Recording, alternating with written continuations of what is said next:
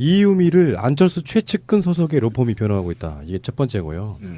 하나 더는 그 이준서 최고위원이 박지원 당시 선대위원장 당대표에게 보고했다. 이 두 가지입니다. 그러니까 지금 현재까지 우리가 정리를 해보자면 이유미에서 이준서로 넘어가는 과정, 이준서에서 지금 이용주로 넘어가는 과정까지는 왔어요. 예. 그 사실 이용주가 진실을 말하는 것처럼 보이진 않아요. 예. 이용주는 자기가 결백해지려고 그러면 자기가 했던 말들 다 증명하면 돼요. 그렇죠. 예. 예. 근데 여기서 이제 더 윗선이 누구냐가 우리가 그렇죠. 관심사였는데 예. 한쪽은 안철수 연관성과 한쪽은 박지원 연관성이 둘 다 튀어나온 거예요. 그렇죠. 아니 그런데 이 이준서가 저는 궁금한 게요. 이준서가 갖고 있는 최고위원 위치가 있잖아요. 이 최고위원의 위치에 있는 사람이 당대표한테 문자를 보냈는데 당대표가 그걸 뭐 안 볼까요? 뭐 다른 폰, 제 세컨 폰 이런 거에 대한 변명이 나오더라고요. 그 전화기는 내가 갖고 있지도 않았다 이렇게 하고 이런 불가능한 식인데 얘기인데. 그러니까 잃어버렸다면 내가 이해를 하겠어요. 그 폰을. 아, 그래서 박지원 씨. 일단 지금 안철수 최측근 소속의 로펌에 대한 이야기를 한번 해보자고요. 안철수의 최측근 인사 변호사 이름이 송강이라는 사람이에요. 송강. 그리고 차현일 변호사라는 사람이 있습니다. 두 사람이 있는 거예요. 이 법률사무소에. 둘이 동업하는 것 같아요. 차현일하고 송강 변호사가. 이 두 사람이 다른 큰 로펌에 있다가 두 사람이 의기투합해가지고 사무실 하나 낸 거예요. 그렇죠. 독립한 거죠. 근데 송강 씨는 지금 30대 초반의 젊은 변호사고요. 안철수의 정책 비서이기도 했습니다. 그다음 사실 뭐 수행비서 역할까지 했다는 거 하는데요. 네, 대선 기간 내내 안철수의 거의 최측근이라고 합니다. 저는 분명히 말씀드리지만 이게 정책팀이 아니면 불가능해요. 이 조작 사건은. 당의 캠프의 특성상 캠프에 지휘를 하는 사람이 이거를 허락 없이는 불가능합니다. 예를 들면 국회의원을 뻘로 한 게 아니고 박지원이 뻘로 하는 게 아니에요. 제보가 수백 건이 국회의원들한테 들어오죠. 그럼 국회의원들이 그걸 그대로 믿을까요? 거의 90%는 안 믿습니다. 본인들이 확인을 직접 하지 않고는 안 믿어요. 그런데 그렇게 제보가 들어왔어요. 그리고 이게 선거를 뒤집힐 수도 있어요. 그리고 자기 소속 당이었던 대통령 후보를 지금 죽이려고 해. 그런데 이게 정책실에서도 모르고 대통령 후보가 모른다고요? 저는 그렇게 보지 않습니다. 그래서 아마 송강이나 차현일 이쪽에서 지금 이거를 변로를 맡은 것이 아닌가. 그러니까 이건 이렇게 의혹이 봐요. 있죠. 송강은 안철수의 최측근이잖아요. 송강이라고 하는 변호사가, 그 젊은 변호사가. 이 사람은 지금 국민의당 내에 여러 가지로 깊숙이 관련돼 있는 사람이에요. 그럼요. 예. 출마도 했고 국민의당 법률 행정본부장도 맡고 있고 최근에 이제 문자 폭탄 TF라고 하는 국민의당에 관련된 소송도 맡고 있는 그런 사람이에요. 그리고 심지어 이유미하고 전국 청년위원회에서 같이 활동도 했어요. 맞아요. 이 사람이 지금 안철수 최측근이란 말이야. 이 변호사도 혹시 공범아니에요? 제가 얘기했잖아요. 공범일 수밖에 없다. 왜 그러냐면 이게 문제가 됐을 때 법률적으로 어떤 관계가 있느냐라고 법률 자문을 했을 테고 정책실에. 그러니까 이게 다 알고 있는 짜고 치는 고스톱이라니까요. 그러니까 지금 제가 이야기하려고 하는 게 그런 얘기인데 송강이라고 하는 변호사가 안철수의 최측근인데 만약에요. 이유미가 독단적으로 하는 행동이라고 하면 안철수 입장에서는 송강 이유미 변호를 맡는 거를 하지 말라고 했을 거예요. 당연히 관련이 그렇죠. 없다면. 또 오해받으니까. 네. 네. 그런데 그거를 변론을 맡아. 지금 이 사람 이유미뿐만 아니라 이준석까지도 지금 아까 송강에 가장 같이 사무실 내고 있다는 차현일한테 두 사람 다 사건을 지금 변호사로 맡겼단 말이에요. 이렇게 되면 그러네요. 어떤 상황에서만 이게 가능할까요? 안철수가 그 사건을 알고 있고 어떤 책임이 있는 상황에서만 가능한 거예요. 비슷한 사례가 얼마 전에부터 벌어졌잖아요. 우리 박근혜 변호인단이 최순실과 정유라까지 같이 맡아가는. 이거 좀 뭔가 냄새가 비슷한데요. 그러니까 그런 상황이라고 하면 설명하기가 좀 어려워져요. 전혀 관련이 없다면 아까 그 시민의 말씀처럼 오해받기 싫어서라도 그걸 맡을 수가 없는 거죠. 근데 아까 그 이유미의 그 카톡의 메시지 중에 뭐 책임을 지려하지 않는다 뭐 등등의 그런 게 있잖아요. 이걸 유추 해석해 보면 당연히 맡아 주셔야죠. 지금 그런 것들이 우리가 보이지 않는 뭔가가 있지 않으면 이건 변호가 불가능하다고 봅니다. 이준서 또한 안철수 측근이고 지금 송강이나 차현일도 안철수 측근이고 이유미도 측근이고 안철수만 몰랐다. 이게 말이 되냐고요.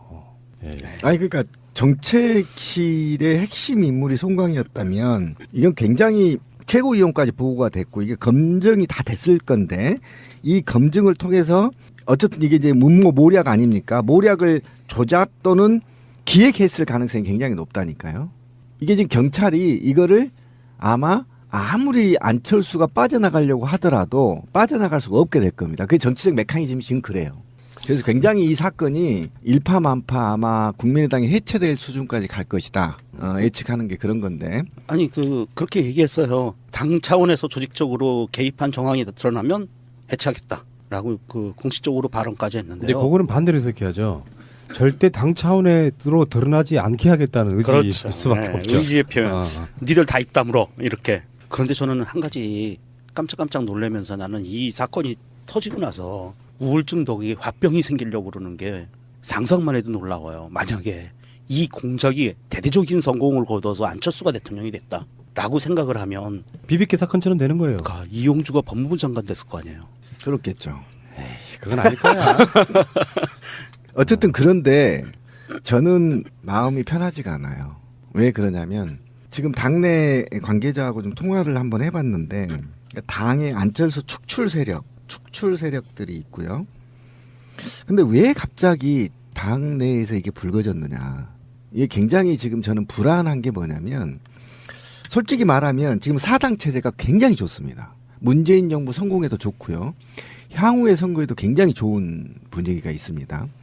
그런데 누군가가 당내에서 국민의당을 해체하고 일부는 민주당으로 들어가고 일부는 바른정당으로 가려고 하는 세력이 보인다. 이런 겁니다.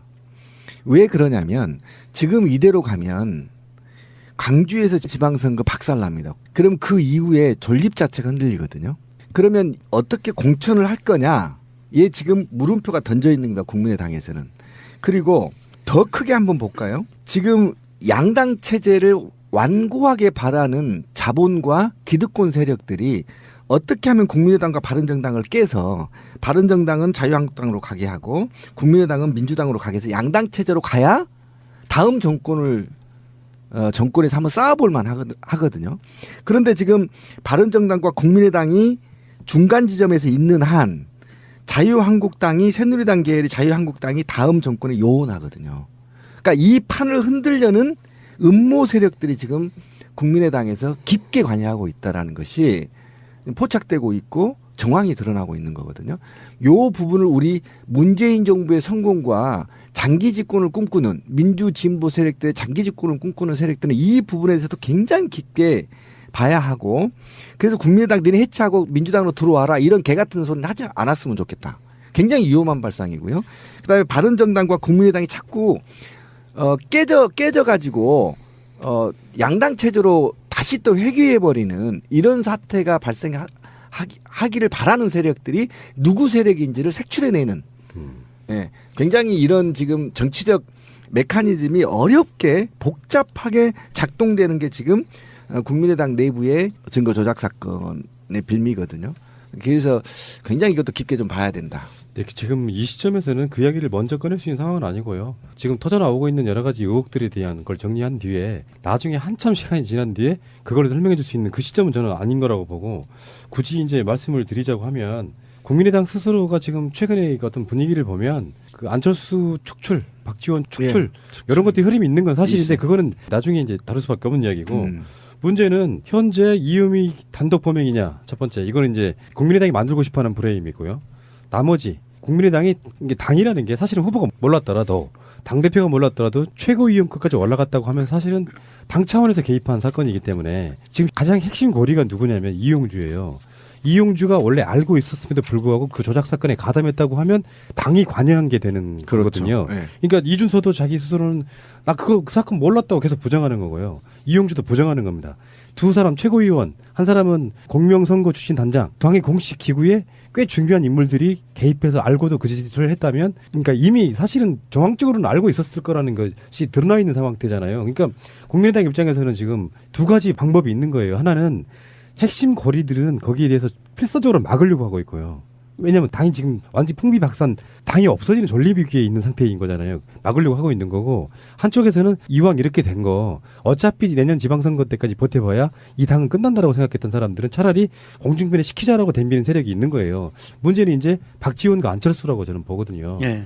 그러니까 지금 오늘 나온 여러 가지 증거들이 박지원 연관 최소한 알았을 가능성에 대한 이야기 첫 번째 하나가 있고 아까 말한 그 변호사들과 그 인맥상으로 보면은 안철수도 인재했을 가능성. 이렇게 되면 이제 정치권은 우리가 상상도 하기 없는 지금 폭탄의 지금 심지가 사실은 거의 다 타들어간 상태라고 저는 보거든요. 맞아요. 그렇죠. 예. 이제 그러니까 제가 염려한 게 그거예요. 아까 제가 미리 말씀을 드렸던 건 뭐냐면 지금 이게 아무리 안철수가 아니다.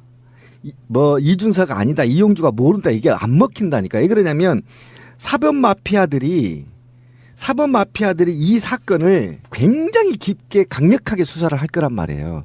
그러니까 아무리 안철수가 나 아니라 하더라도 이 사법 마피아들이 국민의당을 깊게 수사할 거란 말이에요. 굉장히 깊게 수사하고 강도 높은 수사를 할 거란 말이에요. 그렇기 때문에 국민의당이 어차피 이 사건을 최고 지도부가 알았든 몰랐든 국민의당은 존립이 흔들려 버린단 말이에요. 이게 지금 핵심이에요. 우리는 지금 프레임에 이용주가 뭐 알았니 어쩌니 이준서가 알았니 어쩌니 이게 지금 말려 있는데요. 실제로 그렇지 않다. 이건 아무 의미가 없어. 검찰이 알아서 깊게 조사를 할 거기 때문에 결과적으로는 알았다는 것이 밝혀질 거란 말이에요. 지금 이제 국민의당이 깨지고 있는 과정이 뭐냐? 과정인 거예요 지금. 지금 지방의회 어떤 의원분 한 분이 탈당을 선언하면서 이제 이게 와해되기 시작하는 거예요. 이러다가 불안감 느끼는 사람들이 이제 계속 뛰어내릴 거라고 보면은 그냥 자기들이 셀프로 정기 개편해주고 있는 그런 느낌에 좀 가깝고 이제 시작일 거라고 보고. 이거 새누리당도 하기 힘든 모략을 지금 한 거잖아요. 그렇죠? 네. 굉장히 큰 사건입니다. 이건 굉장히 무서운 사건이고요. 2017년에 대한민국에서 이 새정치를 하고 전라도를 중심으로 한 이 정당에서 이 모략이 나왔다는 건 이게 알았든 몰랐든 안철수하고 박지원은 정치 생명 끝나는 겁니다. 사회 떠나야 돼요. 안타깝습니다. 제가 볼 때는 제가 듣는 소문에 의하면 우리가 믿고 의지했던 사람들도 알았다고 해요. 이게 굉장히 심각한 내부에서는 좀 심각한 문제인 겁니다. 이게 사실이든 아니든 국민의당을 풍지박살 만들어 보려고 하는 세력들이 있다. 일파만파 커질 거고 예. 존립이 어려울 겁니다 아마.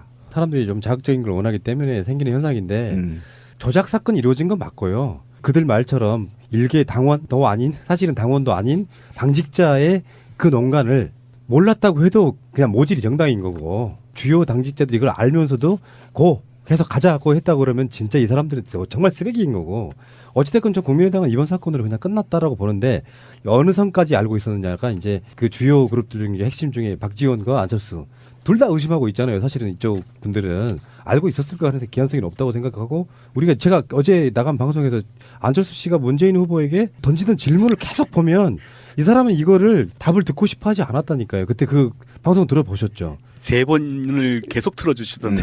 그러니까 왜 그러냐면 안철수는 이거를 실제로 물어보고 싶은 생각이 없었어요. 뭔가 도구로 활용했단 말이에요. 그렇죠. 예. 대선 토론에서. 셀프 답을 하면서. 예. 예. 그러니까 문재인 후보의 답을 듣지 않고 다른 화제를 바꾸면서 그것만 툭 던지고 갔다고. 그때 제가 느끼는 그런 느낌은 이게 확신이 없구나. 저는 그런 느낌까지는 받았다는 거예요. 안철수가 확신이 없구나. 그러니까 던지고 나서 그게 이슈화 될까 봐서라도 그냥 빨리 지나가 버리잖아요. 그런 느낌이었었고 어쨌건 이게 이제 주말 지나면서 저는 이렇게 봅니다. 앞으로 향후에 검찰 수사 결과가 나올 텐데 이유미와 이준서와 지금 이제 아마 이용주까지가 참고인 비슷하게 처음에 시작해서 조사를 받게 될 거라고 저는 보이는데 그리고 나서 그게 어느 정도 위선으로 향할지에 대한 그거 수사 결과들은 우리 방송 이후에도 계속 나올 거라고 보고 이런 걸 멘붕이라고 하죠. 그런 분들 있죠. 얼마 남지도 않았는데 그 당으로 건너가신 몇 분들 있잖아요.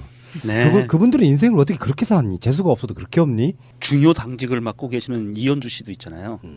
아, 그분 어떻게 해? 이현주와 박영선의 차이 같은 거 아닐까요? 그런가요? 판을 잘 읽어. 아. 내가 살아남을 곳이 어떤 곳인가. 아 정말 아이고 우리 연주 언니 어쩔까 이거. 그러니까 지금 그 국민의당 무슨 뭐 최고위원 회의나 무슨 회의하잖아요. 예. 아 이현주 그렇게 어두운 표정은 처음 봤어요. 맞아요. 정치적 장래가 굉장히 어두워 보이더라고. 발언도 예, 풀이 죽었어요. 예, 알겠습니다. 자 안철수 최측근 변호사들 이유미 변론 맡아. 왜? 자 박지원 대표에게 이준석 그 상황 보고해. 박지원 못 들었다. 왜? 예, 그 카톡의 메시지 중에 뭐 책임을 지려하지 않는다 뭐 등등의 그런 게 있잖아요. 이걸 유추 해석해 보면 당연히 맡아 주셔야죠. 지금 그런 것들이 우리가 보이지 않는 뭔가가 있지 않으면 이건 변호가 불가능하다고 봅니다. 이준석 또한 안철수 측근이고 지금 송강이나 차현일도 안철수 측근이고 이유미도 측근이고 안철수만 몰랐다. 이게 말이 되냐고요. 예. 아니 그러니까 정책실의 핵심 인물이 송강이었다면 이건 굉장히 최고위원까지 보고가 됐고 이게 검증이 다 됐을 건데 이 검증을 통해서 어쨌든 이게 이제 문모 모략 아닙니까? 모략을 조작 또는 기획했을 가능성이 굉장히 높다니까요. 이게 지금 경찰이 이거를 아마 아무리 안철수가 빠져나가려고 하더라도 빠져나갈 수가 없게 될 겁니다. 그게 정치적 메커니즘이 지금 그래요. 그래서 굉장히 이 사건이 일파만파 아마 국민의당이 해체될 수준까지 갈 것이다.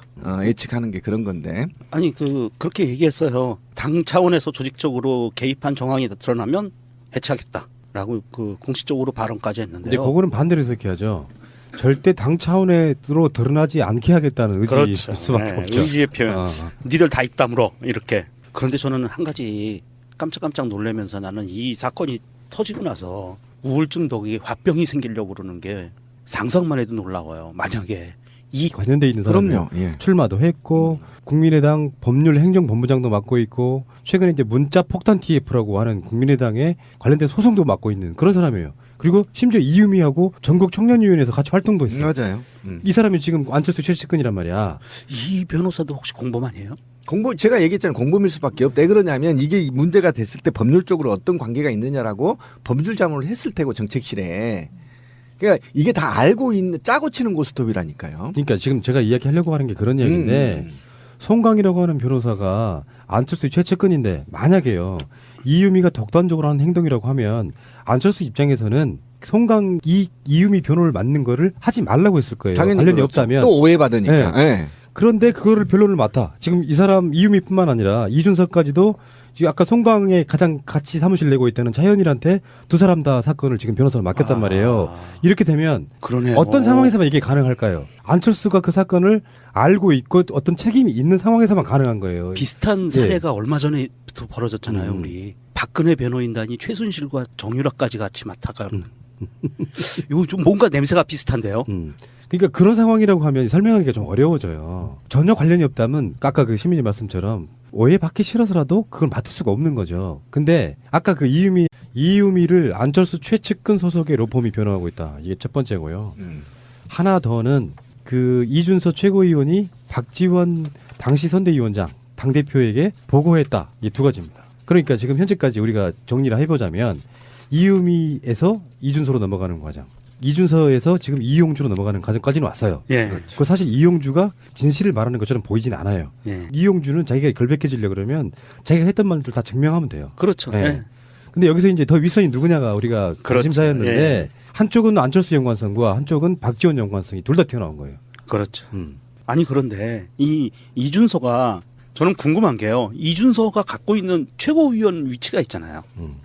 이 최고위원의 위치에 있는 사람이 당대표한테 문자를 보냈는데 당대표가 그걸 뭐 안 볼까요? 뭐 다른 폰, 제 세컨폰 이런 거에 대한 변명이 나오더라고요. 그 전화기는 내가 갖고 있지도 않았다 이렇게 얘기하고 이런 불가능한 식인데 얘기인데. 그러니까 잃어버렸다면 내가 이해를 하겠어요. 그 폰을. 아, 그래서 박지원 씨. 일단 지금 안철수 최측근 소속의 로펌에 대한 이야기를 한번 해보자고요.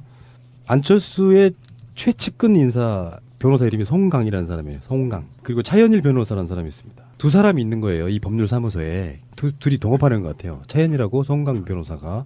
이 두 사람이 다 이 공작이 대대적인 성공을 거둬서 안철수가 대통령이 됐다라고 생각을 하면 비비케 사건처럼 되는 거예요. 이용주가 법무부 장관 됐을 거 아니에요. 그렇겠죠. 그건 아닐 거야. 어쨌든 그런데 저는 마음이 편하지가 않아요. 왜 그러냐면 지금 당내 관계자하고 좀 통화를 한번 해봤는데 당의 안철수 축출 세력들이 있고요. 근데 왜 갑자기 당 내에서 이게 불거졌느냐. 이게 굉장히 지금 저는 불안한 게 뭐냐면 솔직히 말하면 지금 사당 체제가 굉장히 좋습니다. 문재인 정부 성공에도 좋고요. 향후의 선거에도 굉장히 좋은 분위기가 있습니다. 그런데 누군가가 당내에서 국민의당을 해체하고 일부는 민주당으로 들어가고 일부는 바른정당으로 가려고 하는 세력이 보인다. 이런 겁니다. 왜 그러냐면 지금 이대로 가면 광주에서 지방선거 박살납니다. 그럼 그 이후에 존립 자체가 흔들리거든요. 그러면 어떻게 공천을 할 거냐? 얘 지금 물음표가 던져 있는 겁니다. 국민의당에서는.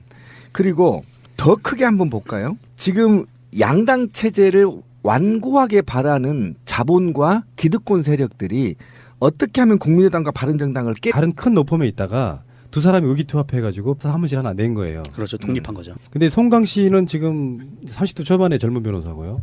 안철수의 정책 비서이기도 했습니다. 그다음 사실 뭐 설명해 주세요. 수행비서 역할까지 어. 했다고 하는데요. 네, 대선 기간 내내 안철수의 거의 최측근이라고 합니다.